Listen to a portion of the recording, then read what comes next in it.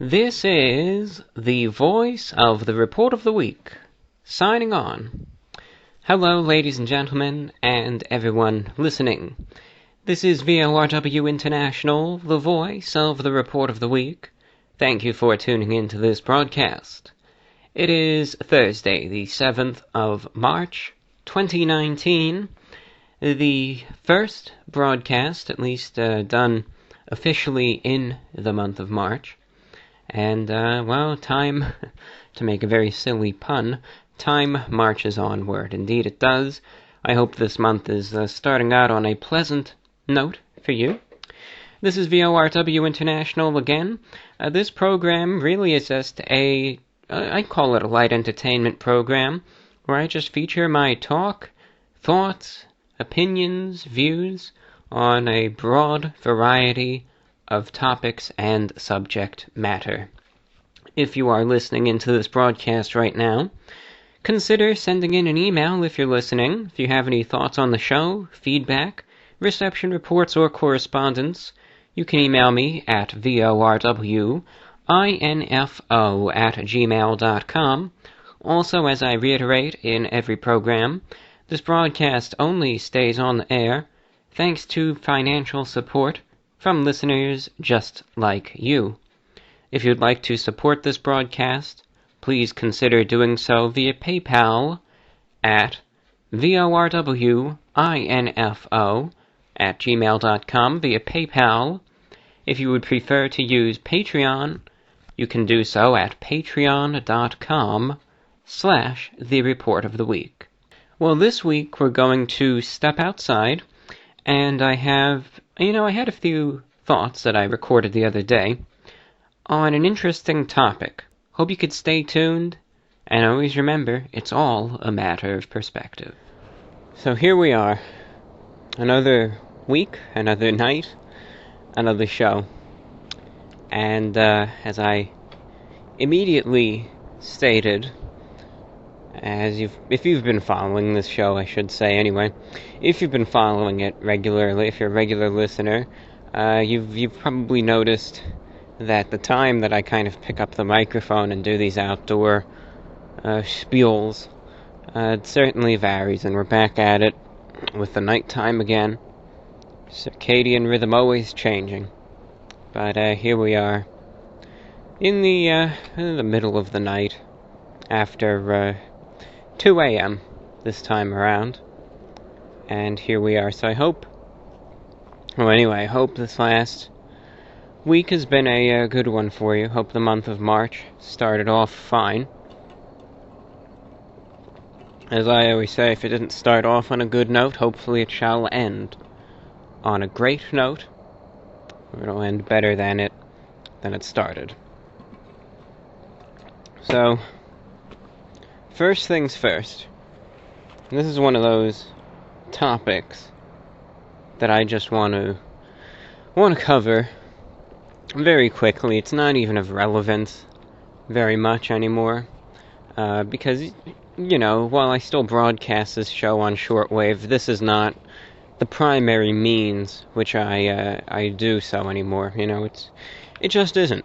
Things just change. I kind of split it up. Now the talk is mostly online, and it goes out to a wonderful online audience. And the shortwave, it's like the music show, and we'll see. The future of that is kind of cast into doubt because, I don't even know what listenership is at this point. But it seems to me that a lot more people prefer the talk show over the music show, and that's fine by me. Nothing wrong with that. I have plenty to talk about. But anyway, on one small note, on the 10th, bear this in mind. Keep it in mind. Remember it. That we have the time change here in North America. I don't believe that it will be impactful to this show at all, really. Because, it's not going to impact anything when it goes out on SoundCloud. That's fine. There's no time for that. You can listen anytime you want.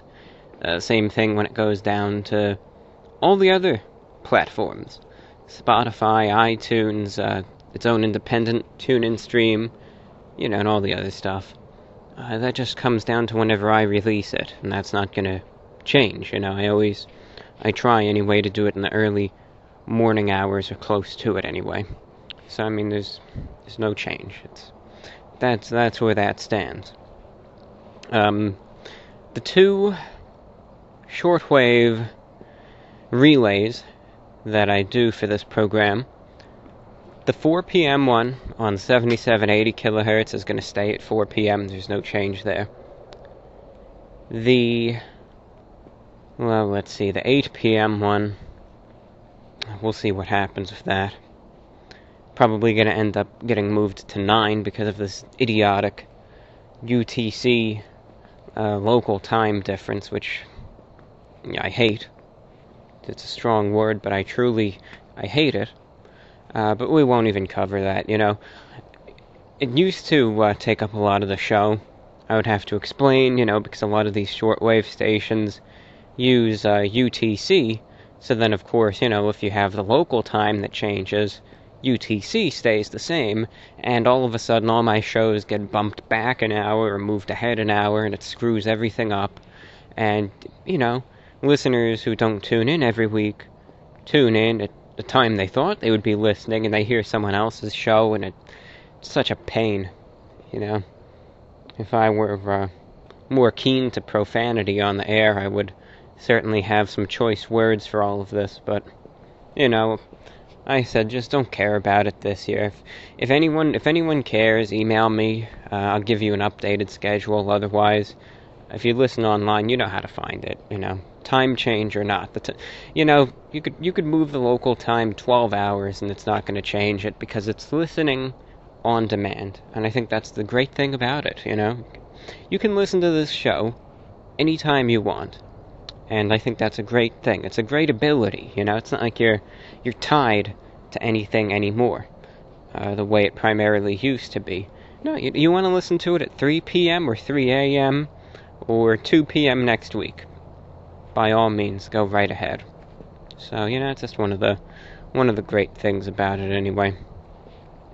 So, I have a few miscellaneous topics to talk about in at least the nightly edition of the show. Number one, sometimes it can be difficult. Just a quick point that I want to emphasize, and then I'll kind of get onto the bigger thing I wanted to address in this program. We live in a very negative world, a very negative culture, you name it. And it makes sense. Look, we have our opinions. Have I really been that positive when it comes down to, like just a time change? Obviously not. Because it gets on my nerves. And negativity, how they say happiness and positivity can be contagious. Yes, indeed it can. I think so. Negativity can as well. And, just keep that in mind. It certainly can be. And today's climate certainly feeds off of it. Though not that I think that it should be smiles 24/7. I don't. I think it's natural to have a bit of, not to say that you should be depressed or you should be negative, but like the people who are cheery 24/7, I think that you should have that mixture of emotions. Sure, there should be more good than bad, but, a mix depending on the circumstances anyway. I don't know where I was trying to get with that, just like I said, a very, very short side anecdote, I should say. Now, this show, I don't, some people have described it as such. I don't try to make this a motivational program, but of course a lot of the topics that I bring to the table perhaps may deal with such matters. It's really whatever I'm kind of thinking of, whatever I want to talk about. And then I just I go off of your listener submitted suggestions. So then if you want to hear me talk about, I don't know, clown statues, odd thing that may be, if you want to hear me talk about it, then of course I'll add my input and insight and go from there. But of course I always have a little bit of a knack for just trying to discuss whatever moral, philosophical topics, whichever ones come to mind, because that kind of stuff won't really go over well on the main YouTube channel that I do. People don't want to hear it, they want to see the new review, and I don't blame them. It's I typecast myself, and that's fine by me. So that's why we have this other platform where if I want to rattle on about rogue waves or whatever, I can go for it. If I want to give my thoughts on depersonalization, derealization, can go for it. If what do I think? Is the universe a simulation? I'll go for that too. Whatever's on my mind, I'll spew it out. As I have been for probably the last 20, I don't know, I was going to say 10 or 20, and it just kind of came out the same way, but last, etc. minutes. But one topic that I think I have emphasized more than once. I think a lot of people talk about this in regards to anything, really. Let's just say goals, right? Setting a goal. Trying to accomplish something, trying to make something work, right? And I have, in many cases, tried to hammer in that theme of perseverance, of persistence, of not giving up. And I think that for so many endeavors, whether that be something very personal, could be relationship, trying to raise your family, your pets, trying to just do the best job you can. Could be something like that, very personal. Could be academic, trying to perform as well as you can in school. Could be in the workplace, trying to do the best job you can, improve the projects, get up the corporate ladder, or just try to provide exemplary service. Could be, of course, in the creative realm. If you have that idea you wish to pursue, to try to keep at it and keep it going. And that's something that I tried, of course, to hammer in repetitively, because it's something that I went through myself. I've been doing this for 8 years, and there were times when I wanted to give all of this up. Many times. Because, like anything, it has its ups and downs, its highs and its lows. And sometimes, of course, during those low periods, your frame of mind isn't always going to be, as advocative of it I may be, won't always be look out on the bright side, and keep going. Sometimes you'll get in that rut, and of course I have, and you might think the worst for a bit, and then it'll kind of settle out after a while and keep on going, right? But that's why I kind of hammer it in so many times, because there were many times when I wanted to give up, but I kept pushing. And, to me anyway, everyone has their own definitions of what the desired outcome is, what they deem successful or otherwise. But to me, the outcome is incredible. One thing, though, that I think isn't talked about enough, because maybe it just doesn't make a good topic, but I think it is an extremely important one, and something that I think should be addressed. Maybe they don't address it as much because they don't want to leave the wrong impression, or that lingering train of thought. But I'm gonna go all in tonight. sometimes it's okay to give up.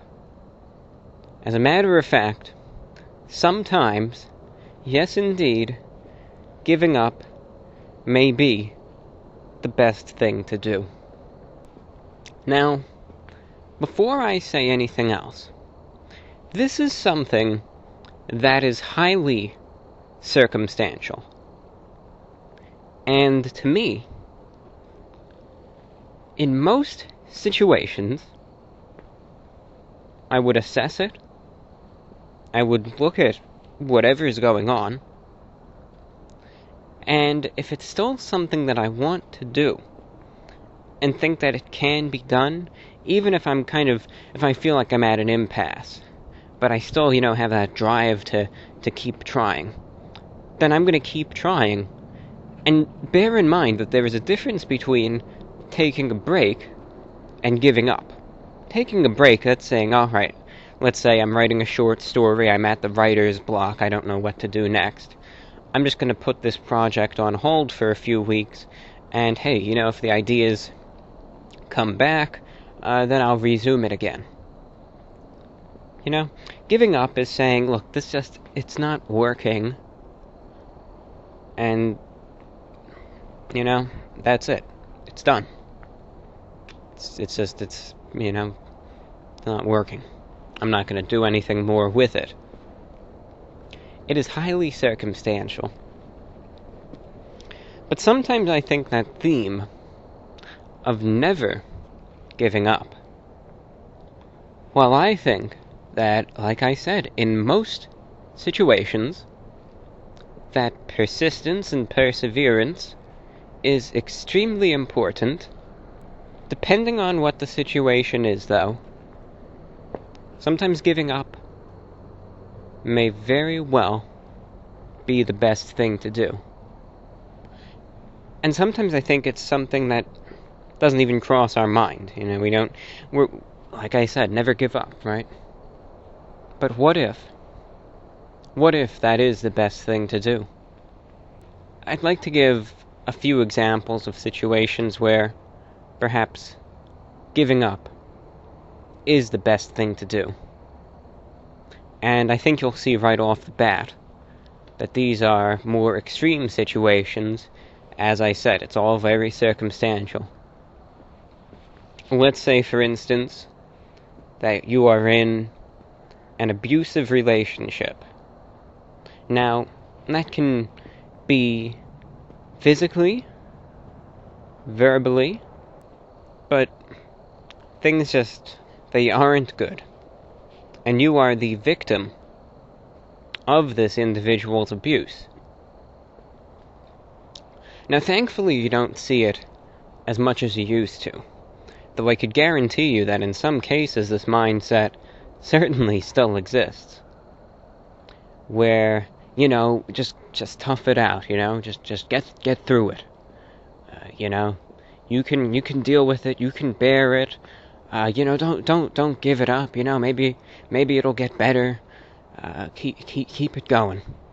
Right? That's what some people might say. You know this situation. You know what's going on.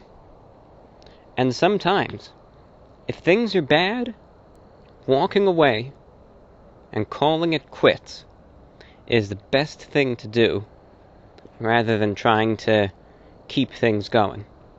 Going over to another instance.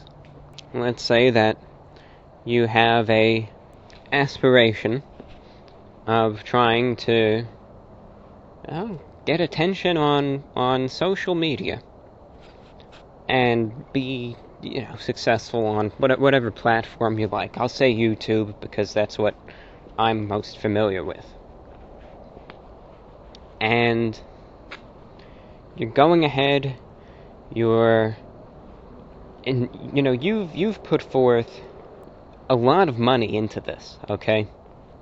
I mean, you got a special computer for this, you're paying for premium editing programs, you name it. You bought microphone setup, lights, good camera, and all of the necessary little attachments here and there. and you're going all out. Okay, so at this point you've invested, let's say you have in your savings maybe $2,000, and you invested at least half of that, $1,000, into this YouTube channel in hopes, because you're really feeling it, right? You think that if I do everything right, this might take off and end up paying for itself. You took that gamble. And you're uploading, you're trying to go out, you're making these videos, of course, in doing these videos, right, you're spending money there too, you're trying to buy props, maybe even some clothing if you want to wear that, whatever it might be. You're investing constant money in this in hopes that it will pay off, that it will get that attention, that viewership, that audience, that at some point it will be self-sustainable and even profitable. But let's face it, YouTube is a big platform, and there are lots of other people in the exact field that you are in, competing with you, and things just haven't been going well. Videos haven't been getting the views that you wanted them to get. Heck, despite all of the effort, all of the time, and all of the money you've invested into this project, you don't even have enough viewers or subscribers to even monetize it yet. Maybe you get 5 views per video. And you're trying everything, you're trying to promote it, but there's other people promoting their things too on social media, and it's just kind of getting lost out there in that sea of other voices trying to do the same thing. It's not taking off. And at this point you've been at it for not just weeks, for months. And it's clear at this point that it's not taking off. That passion for it has died. And with that motivation to keep it going is really wavering at this point. And like I said, the budget's tight. You made that gamble. You hoped that it would end up paying off financially. Very clearly, though, it's not. And at this point, things are difficult. You're left with a decision. Cost of living in the area has gone up. My day job is barely covering this. At this point, I have to make a decision. If I keep this up and keep investing into these videos, I'm not going to have enough money to be able to pay the rent or the bills, or perhaps even for food. So what should I do? Should I make that final gamble, keep at it with this channel that I don't even really have the motivation for anymore? Or should I just give it up, stop the project, wipe the slate clean, maybe even sell some of the equipment that I had, be able to make a little bit more to cover the increased cost of living, and with that slate having been wiped clean, perhaps some other additional ideas will come about. It might even be freeing. It might help the psyche, help your mood, help your mind, improve things, and maybe some other good ideas may come about. If you are in a situation where pursuing this goal is having a detrimental effect on you or your well-being, then consider that option of quitting. Consider, what will happen if I quit? Will I be better off if that action is taken? And likewise, if you are in a situation where the goal upon which you are trying to pursue is unattainable, is quitting the best thing to do? And in both of those situations, coming to that realization and addressing the possibility of quitting can be quite difficult. Because a lot of the time, if we end up in a situation whereby the goal is not able to be reached, and it's unattainable, sometimes we don't want to admit that. I get it. Sometimes we think, no, but I still think I can get there. I still think there's that chance. Well, maybe there is. But you have to look at it practically too. How reliable is it that this goal actually be reached? And sometimes that can be an eye-opener. For instance, if for some reason you determined that putting all of your money into the lottery, let's just go with the Powerball. I always like the Powerball lottery. It's always been my favorite one. Not that I ever won anything from it, but I've always liked it. Just, I don't know why. I like the scratch-offs too, though. That's smaller change. That's probably the most fun, but anyway. Let's say you're putting all your money into these lottery tickets thinking that, well, I just need to win once. Consider the odds of winning the lottery. I personally don't think pursuing the lottery should be something truly serious. Yeah, you can go out every week, buy a ticket, but don't invest significant sums into it hoping that there will be that payoff. Unless you're fully aware of those risks, and that's something you want to do. I don't recommend it. But it can be tough. It can be very difficult. Because sometimes we'll still think, well, maybe there's that little chance that it'll work out. Things might be pretty bad now, but maybe, just maybe, they'll get better. But ask yourself this. What if, as difficult as this prospect may seem at this current time, I stop now? What if things get even better then? And that's just something to dwell upon. In general, giving up should be a last resort. I personally think, like I said, that in most situations, I think persistence and dedication is key.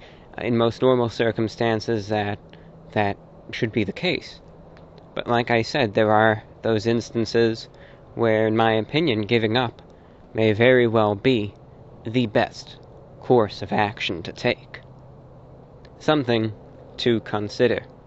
So we are back inside now, and we officially begin the second half of this broadcast, where we really focus on you, the listener, and we get to some of your topic suggestions and questions.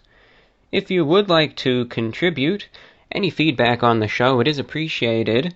You can send me an email, as I've repeated before, and I'll probably say again, VORWINFO@gmail.com. We do get many pieces of feedback each and every week. I'd like to just say hello to a few of our online listeners. Nick in Washington, D.C., Daniel in New Zealand, Amber B., and Sunny in Pensacola, Florida. Thank you all for tuning in online. And on shortwave, we hear from Doug in Georgia, listening on 5850 shortwave, Mike in Portland, Oregon, listening on 5850, and we also heard from a listener in Algeria, tuned in on 7780 kilohertz shortwave. Before we begin, there's two things I would just like to say. Number one, of course, I think it's great, considering what's going on, at least in Venezuela, as well as Jammu and Kashmir in India. Neither of those have fully gone out to as you would say, a hot war, and that's good. As I said, if a peaceful solution can be done, that's my preference. Venezuela, though, is certainly something to keep an eye on and see what happens. And otherwise, there's, it's India and Pakistan. The relationship there has always been a very rocky one, nonetheless. Now, one other thing that I just wanted to mention, very briefly, in passing really, but it was just of interest. Meteorology, the study of weather, has been of interest to me. And while I know close to nothing about it, it still is of fascination. If you were checking the news recently, you may have heard that there were some incidents, especially in Alabama, due to a tornado outbreak that happened, I believe it was in Lee County, Alabama, where a wave of very severe thunderstorms passed over, and it led to 23 deaths as these storms produced tornadoes. Tornadoes are nothing to mess with, especially considering the fatal tornado was EF4 status, resulting in wind speeds of 170 miles per hour. That's 275 kilometers per hour. Over 50 people were injured as well. Now you might be saying, well, yes, of course, I know that tornadoes are dangerous. What are you trying to tell me?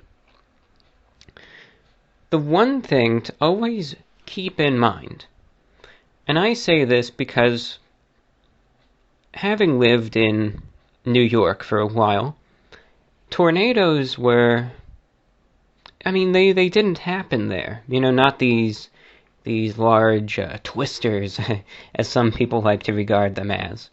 They simply didn't happen. Severe thunderstorms did, but just the topography didn't allow for the formation of that significant circulation and allow there to be that tornado on the ground. But nonetheless, I remember when there would be storms passing through, I would sometimes listen to the weather radio or watch the television, and sometimes they would declare there to be a tornado watch and even a tornado warning. And with it having happened so many times, and there was never a tornado, I just grew complacent. I've really, more or less indifferent is the best word. I didn't care. I thought, well, there it is again, tornado warning. There's obviously not going to be any tornado. So, on with the day. The one thing to keep in mind is regardless of likelihood or not. That's not saying that you should drop everything and hit the dirt. Tornadoes do happen. And if a warning is given by the National Weather Service, they know what they're doing. They know what they're talking about.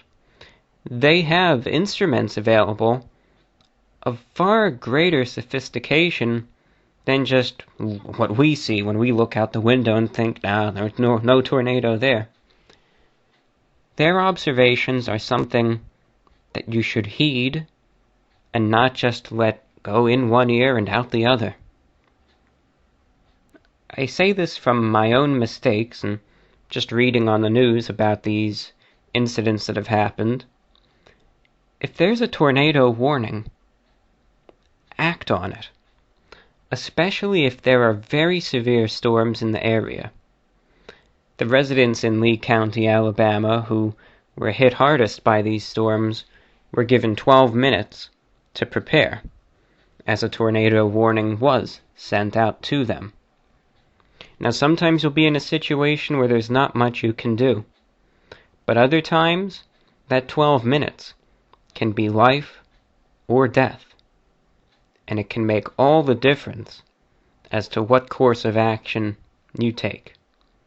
Be prepared, better safe than sorry. Alright, so we're going to get to a few of your questions right now, and we're just going to run through them. So the first question, or really I should say topic suggestion, many of these did come in the form of a question, but in general, if it's just something you want to talk about, whatever, it doesn't need to be, it's just, I don't know, I guess maybe the first one was a question, that's why I called it that anyway. It comes from a listener in Florida. His name is Sean. He said, "What are your thoughts on comic books and comic book movies. Do you love them? Do you hate them? Do you prefer Marvel or DC? I know that this is something that a lot of people are they're very opinionated about. Not necessarily in a serious way, they just have their loyalties to one or the other.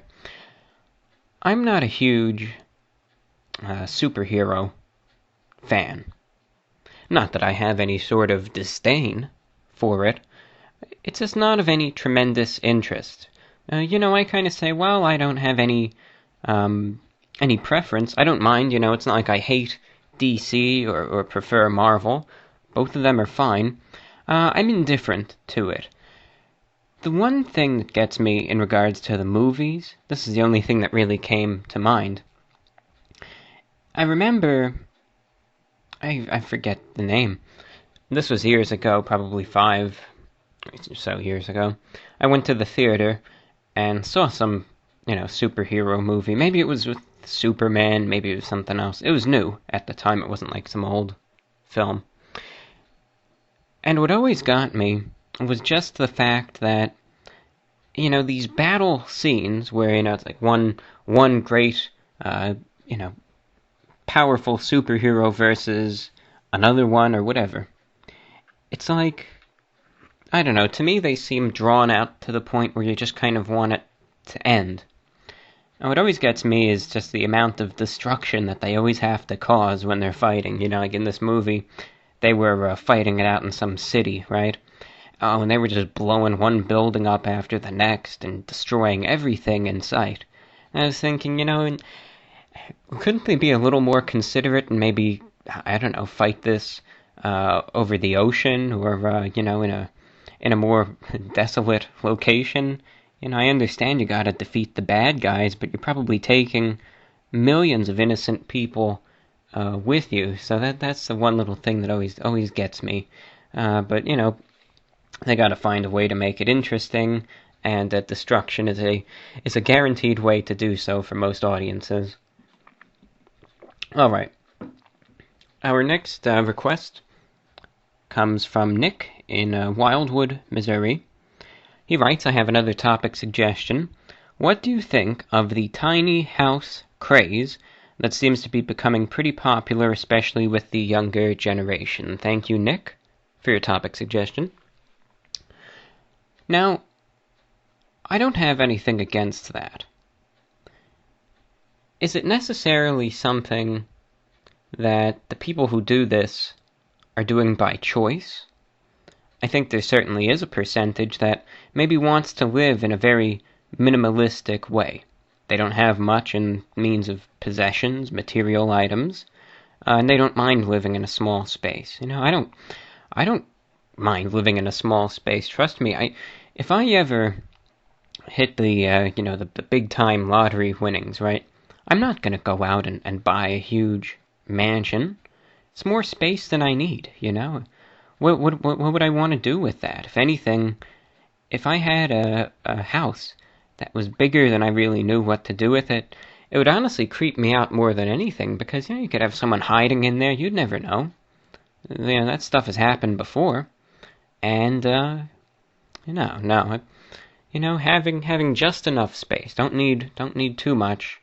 As long as there's just enough to have what's necessary, that's okay. But one thing that I think, perhaps, this is just a blind guess, why it may be becoming popular. Now, I've known of this since around 2012. Real estate is a fascinating thing. And from my understanding, the housing market is in an interesting spot right now. In most of the United States, it seems to be slowing down, if not declining. In Florida, it's crazy. It just keeps going up and up. And I think some people, especially younger individuals, just got out of college or have been out of college for a few years, have the never-ending student loans that they have to pay. The money might not be coming in at a crazy rate, and they don't necessarily want to deal with, renting. So they would, they'll try and find whatever they can get. Sometimes that's the only affordable option that could even exist. If, depending on location, what you want, what you're interested in, sometimes very, very small little house, a tiny house, like you said, is all that can really be obtained, perhaps. As I was saying, with the Florida housing market, one thing that I saw that was insane, I remember there was a listing in the Orlando area, and it was for this piece of garbage. I couldn't even call it a house.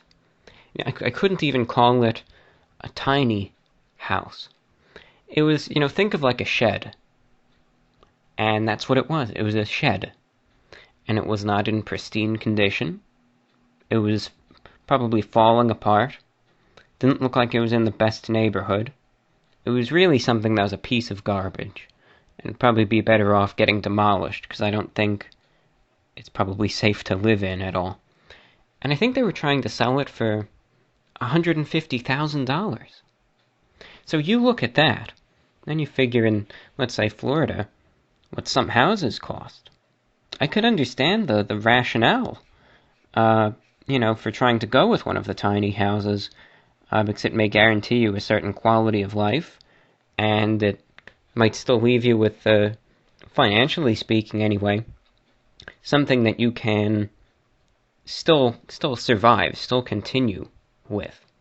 So that's my thoughts. But I figure, if someone wants to live in a small house, and they can do so comfortably, they're not hurting anyone, if that's what they want to go with, then go for it, So I haven't any problem with that.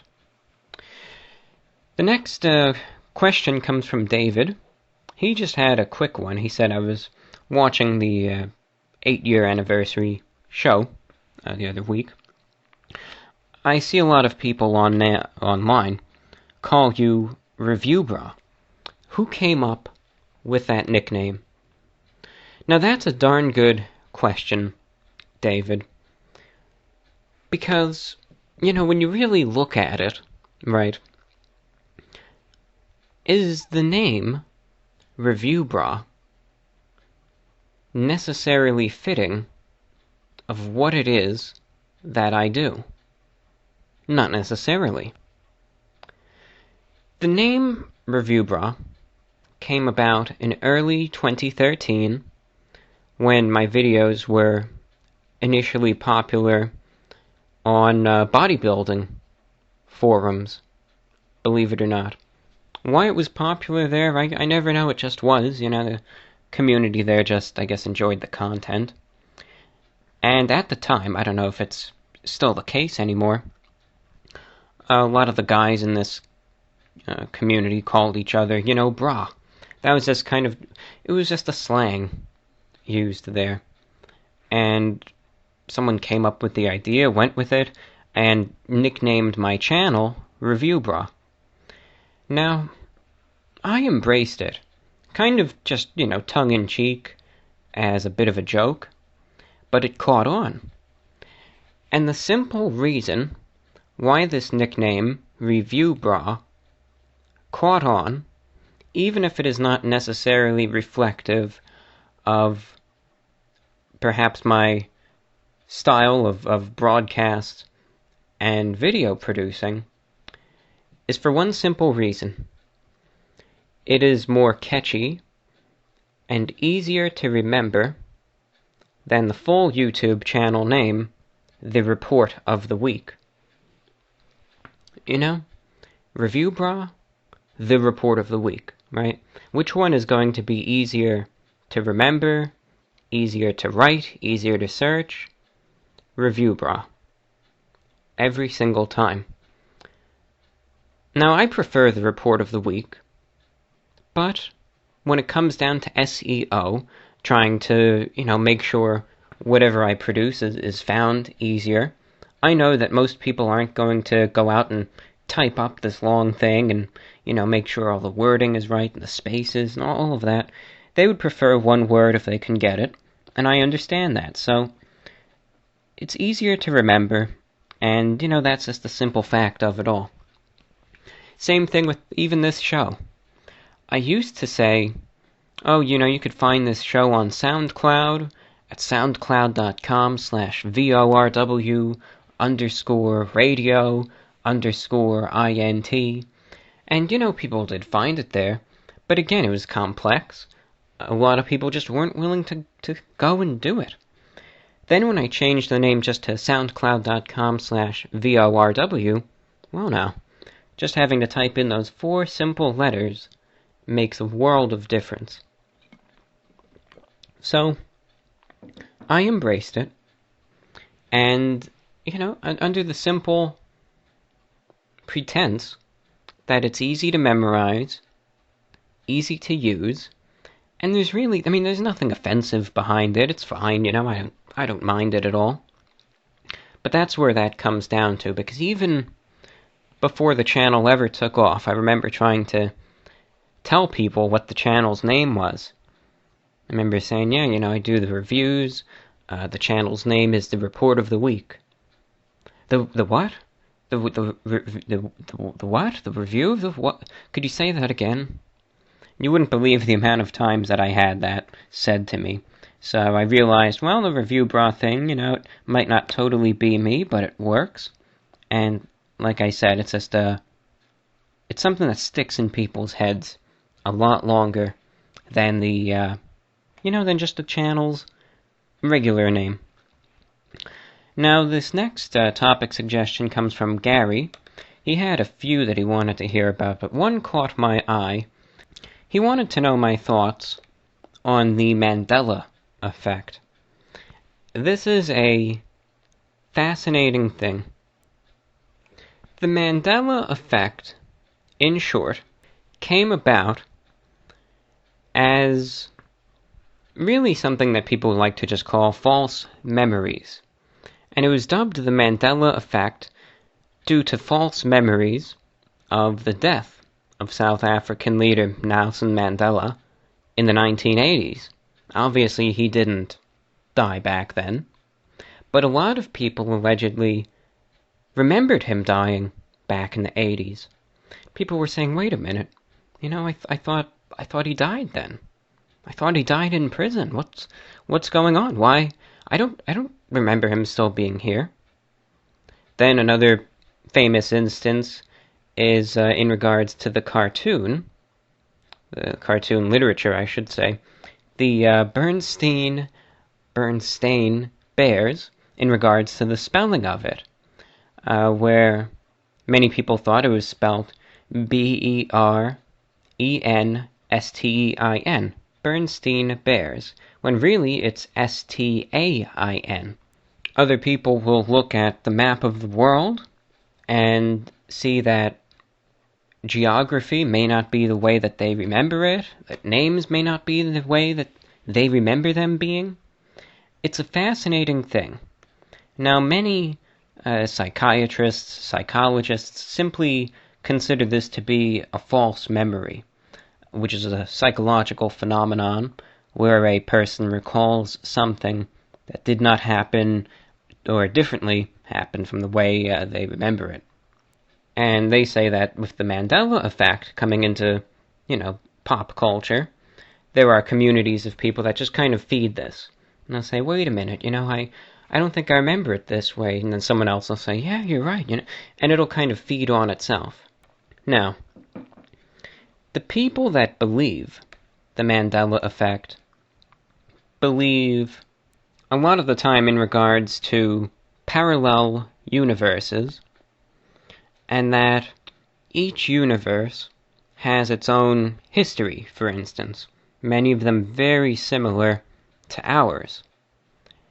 And sometimes things will jump, things will skip, go from one to the next, largely without our even knowing, but there will be minuscule changes, like, when they thought someone died, or what the name of this street was, or, where this one island in the Pacific happened to be. Now that's different. And they speculate that this came to be because we skipped to another universe at this point. Now, I know that's pretty far out, but I remember, now, I always treat it with skepticism. I believe it to be false memories that are kind of just fed about by a community, the community atmosphere. But I'll tell you this. When I first heard about the Mandela effect, back in, it was either 2014 or 2015, I've got to tell you, it wasn't really the pop culture references or any of that got me. But it was geography. Some of the things people started mentioning, and I thought to myself, wait a minute. Because I enjoy maps. And they were saying, now it seems like in this universe, the continent of South America has vastly shifted to the east. Before then, it seemed like it was directly south of North America. Now almost all of it is to the east of North America. The Panama Canal does not run east to west anymore. Rather, it runs north to south. The natural coastline of Alaska seems to be widely different than I recall it. Japan seems to be a lot closer to North South Korea, Russia, than I ever recall it. And I always thought that New Zealand was more along the same latitude as Australia. Now it seems further to the south. And I remember looking at that and genuinely being freaked out for a while because I thought to myself, wait a minute. Damn, this does seem different than I remember it. And that was pretty crazy. Now, in the end, I believe it to be attributed to false memories, because really, how often do we search up these individuals in question or really study the world map and its, geography, topography, etc.? Not very often. But I'll have to tell you this. I was very thoroughly confused for a bit when I first discovered it and looked at the map, and all of a sudden I started noticing these alleged inconsistencies that other people were pointing out. And that was freaky, I have to say that. So, that's my 2 cents, but really, in this world of ours, there is so little we can truly prove. What if it is parallel universes and somehow it did skip? I mean, I can't prove that it didn't. I don't believe that's the case, but who am I to say that? It's just that is a fascinating topic if you ever want to look that one up. Absolutely fascinating. And now we have 2 final questions or topic suggestions. The first one comes in from Becky and Koki Hansen. They said, can you please talk about the Double Del Burger from Del Taco? I think I recommended that after you reviewed a taco from there, and then I remember on a live show you said you really liked the burger a lot, just your thoughts on it. So thank you for your question. And really, of course it's a burger, but there's not much to say about it. Del Taco is a chain restaurant. Most common, I believe, on the West Coast. I think it's biggest in California, perhaps in the Southwest as well. I know in the Northeast, I never came across one. And here in Florida, there are a few, especially in the tourist areas.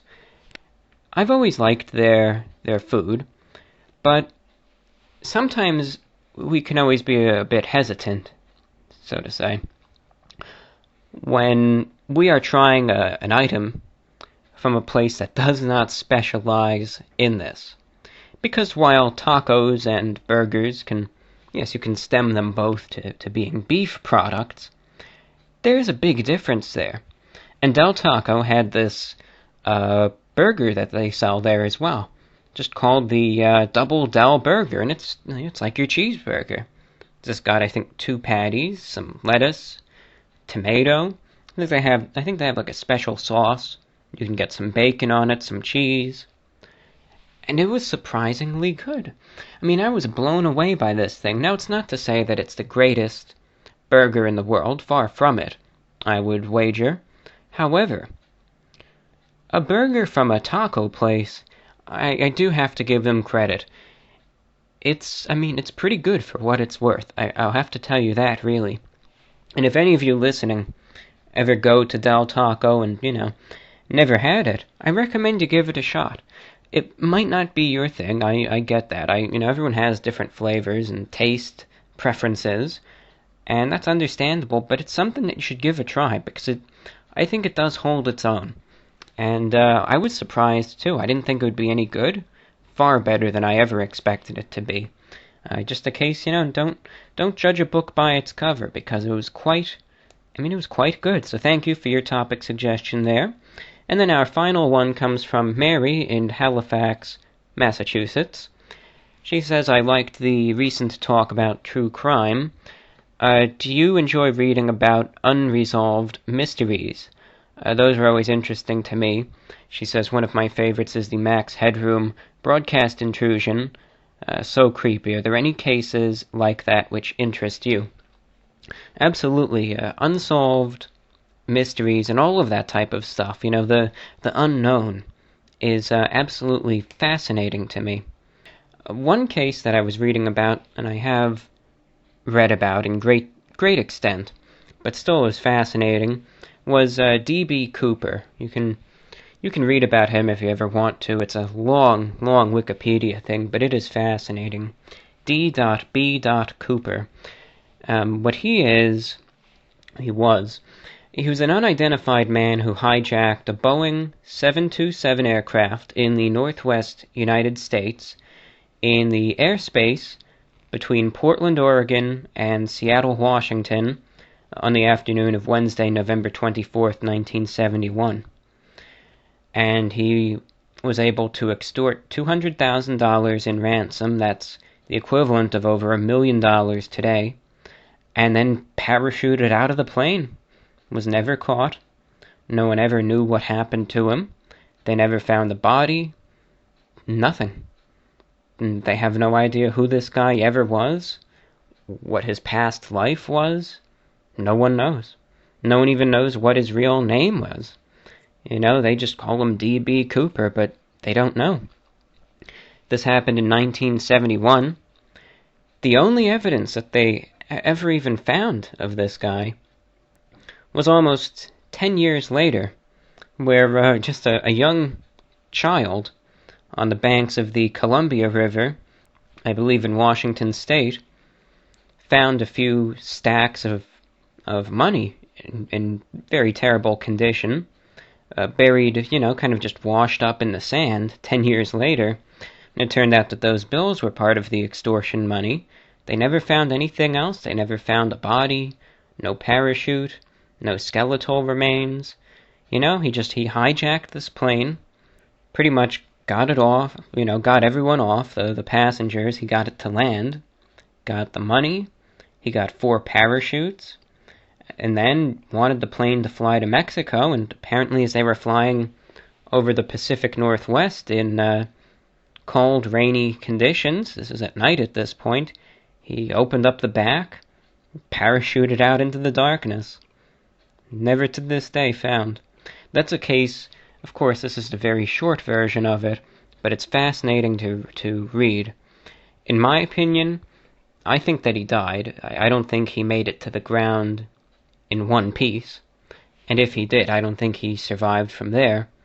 But nonetheless, they never found him. Your guess is practically as good as mine, but yes, unsolved mysteries are absolutely fascinating, and there's more than you could ever count. Some of them are more on the silly side, some of them are creepy, and some of them are just plain fascinating. And I would say that the D.B. Cooper one, which I was recently reading about, is very much on the fascinating side. And with that, I think that's all that I really have for today's show. I hope this show was fascinating. I kind of say that tongue-in-cheek, but I hope it was of interest to someone somewhere. Again, any last-minute feedback is welcome, VORWINFO@gmail.com.